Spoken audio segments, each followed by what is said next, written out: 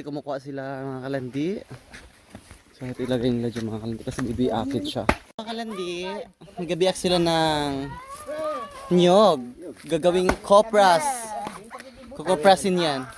So sinasahod nila yung sabaw dito. Ayan. Si mama mo eh. Ilalagay nila dito mga kalandi. Ayan yung sabaw. Sabaw ng nyog. So ibibilad na sa kainitan. Tabang. Timbang ko yung 62 lang. Ito na ang kopras nila, gayano karami mga kalando. Yan. Kag ang buwa, minakaon na sa Amo. amo. Ginakaon sang amo. Ay, Kaon sang mga patay. ginakaon sang mga patay gutom.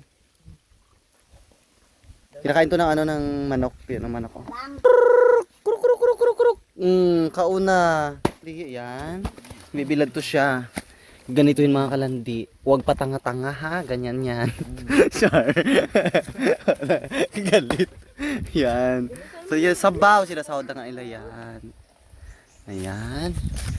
Yan, nakikita nyo naman. Sabaw nga yan ha. Nanggaling dyan. Ari ko. Oh. Ayan. May ilalagay dyan sa loob malamang. Galit eh. Yan. Malamang gagawin ng ano, malamang kopras. Binibilad. Patuyuin. Para magkapera siyempre, di ba? Pa naman, gusto niya pa naman niya yung Malang ano ngayon bilihan ng kopras, mga kalandi. gusto nito. Sinasahod nila yung sabaw. Kasi gagawing ano yan mga kalandi, suka. Ibibilad lang sa init at magiging suka na. So hindi mo na kailangan bumili pa. Hindi mo na kailangan maggastos pa at bumili sa tindahan. Free oh, free na free.